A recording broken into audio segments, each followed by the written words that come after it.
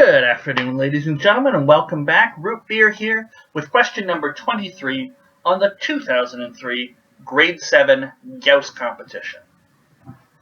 Okay, so let's grab our pen and get ready. Question 23, what does it have in store for us? A different letter is painted on each face of a cube.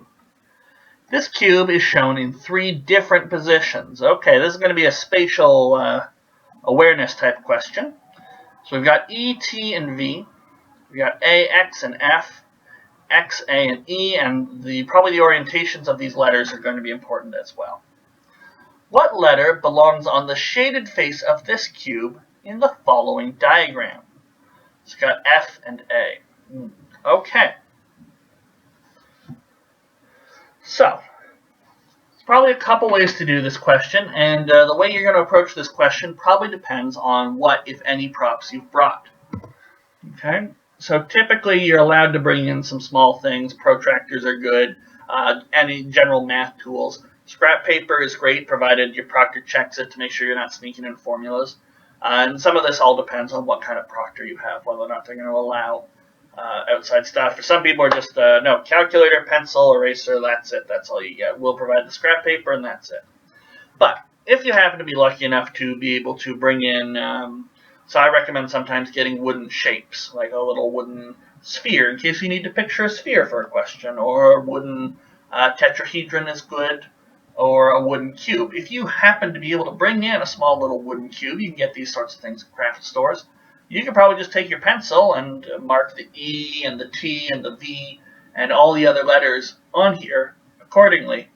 And then you just be able to rotate it so you're looking at the A and the F, and then you can see immediately what that shaded spot should be. Okay. Now, if you couldn't do that, but you managed to bring in more basic supplies like you have some scrap paper, and you were able to bring in scissors, even little safety scissors, you can probably make a nice little net of 6 squares, cut it out, and fold it into a cube, and maybe tape it or something together, and be able to do the same sort of thing. Mark the appropriate sides with the E and the T and the V written just like in these pictures. And then again, you can rotate your tiny little homemade cube and see what the answer should be. Now, I don't have any of those, so let's see how we would do it if we didn't have access to these kind of props. Okay? So, ETV. I need to figure out what's sort of beside the F looking at it. Now, when I take a look at this F and this A here, I notice that, oh, the middle cube here has an F and an A. Now, I'd like to highlight these and refer to them, but it doesn't look like I can highlight this X. That's about it. So, what I'm going to do is I'm actually just going to go to my notepad and copy these down. Okay.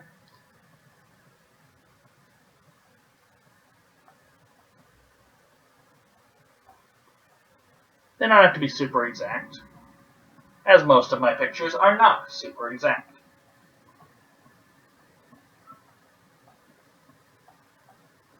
Okay, so it was E, T, and V, I believe, on the first one, but how were they arranged? Because that can be key.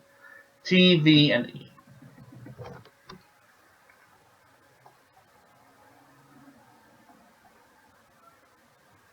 All right, I think that was it. No, E was the other way.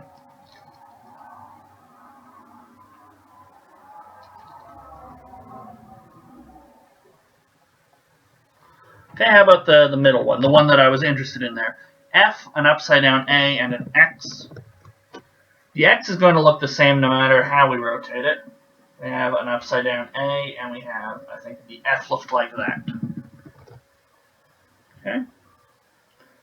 And then A, X, and E.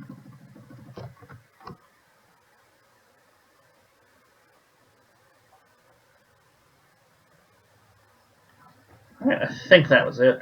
Yeah. Okay. So, we're asked for F, A, and blank. F, upside down, A, and blank. Okay, so the first thing I notice is we've got F and upside down A. F, and upside down A.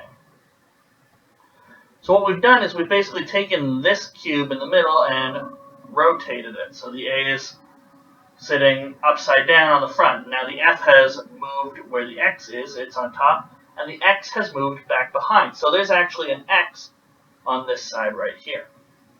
Okay?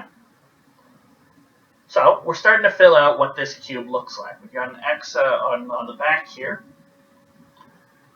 And then I noticed, oh, I've got an A, an X over here in green.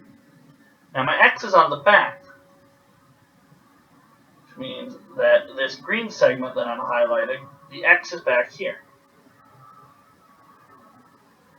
Okay. So if X is here and the upside down A is pointing to the E, our upside down A should be pointing down to the E, and the E is going to be on the underside. Okay. So there's 6 letters in total present on here. X, A, F. We can see that in the middle one. We've also got the E from this one on the end, the third one. And we also have the T and the V. So every side is spoken for. There's not a side that's missing. There's not like a P or something that can come out of nowhere. So for example, our answer isn't going to be B, P, that there's some weird other letter P on here. No, it's going to be one of these possibilities, T, E, V, and X. And already we've ruled out X and E. So the answer is going to be one of T or V. And at this point, we've narrowed it down to 2 possibilities. And as I've said before, and I'll say again, if you can narrow it down to 2 possibilities, but you just can't work it out to the last one, that's a good time to take a guess. There's 8 points on offer. You flip a coin, and you say, okay, our answer is T. Half the time you're going to be right, half the time you're going to be wrong. So you're going to get, on average, half the number of points. That's 4 points. So by taking that guess, you have an expected chance of getting 4 points on average. And that's much better than getting 2 points for leaving it blank. Okay? But we're going to complete the question. We're going to figure out T or V, which one is it. Okay? And I believe the key lies in the orientation of that E. Okay? So if we go back, we've got this E. Now, how exactly does this E look? Okay? If we imagine that we take this cube and we rotate it once, the E will pop up on the top, and the A will now be pointing down. So, whoops, the E, the line for the E, the height of the E, the X is still over here, but the height for the E runs along the same side as the X. Then we've got the top corresponding to the A here. Okay? So if we realize that and we rotate this cube once more, so now that the A is going to be on the back, so now there's an A, and the A is actually going to be right side up finally. It's on the back.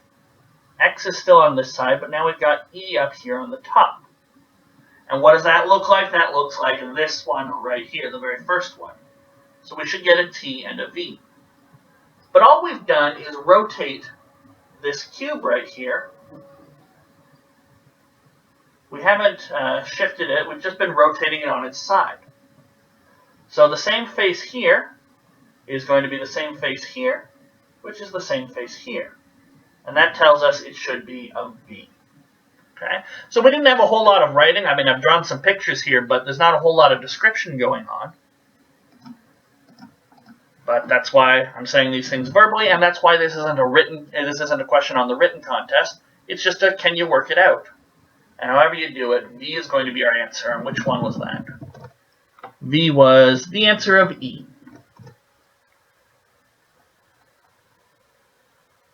Okay. So now not a bad little question. I like it. I like that it got us thinking about things spatially.